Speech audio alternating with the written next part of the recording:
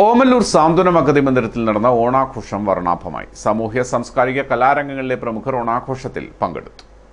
ഓമല്ലൂർ സാന്ത്വനം അഗതി മന്ദിരത്തിലെ ഓണാഘോഷം അതിമനോഹരമായി. അമ്മമാർക്കെല്ലാം ഓണക്കോടിയും ഓണക്കൈനീട്ടവും നൽകി. വിഭവസമൃദ്ധമായ ഓണസദ്യയും ഒരുക്കി നൽകി.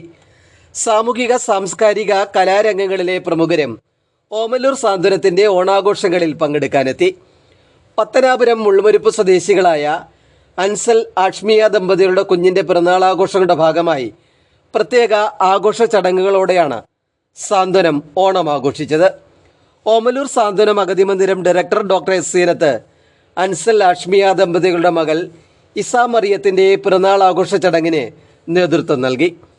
കുഞ്ഞിൻ്റെ പിറന്നാൾ സാന്ത്വനം അമ്മമാർക്കൊപ്പം ആഘോഷിക്കാനായതാണ് ഏറ്റവും വലിയ ഓണമെന്ന് ദമ്പതികൾ പറഞ്ഞു. ഞങ്ങൾ എല്ലാ വർഷവും ഓണപ്പരിപാടിക്ക് വരാറുള്ളതാണ്.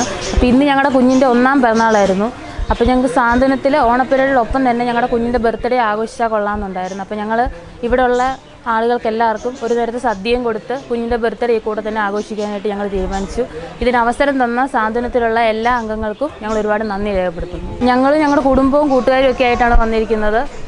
അതിൽ അവസരം തന്ന എല്ലാവർക്കും ഒരുപാട് നന്ദി പറയുന്നു.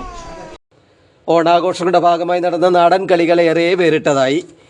തിരുവാതിര, തുമ്പിതുള്ളൽ തുടങ്ങിയവയെല്ലാം അമ്മമാർക്കായി അവതരിപ്പിച്ച് നൽകി.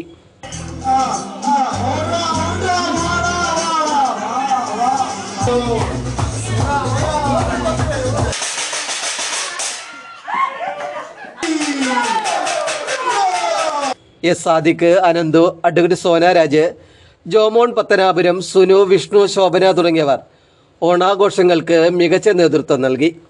News bureau, Pathanamthitta.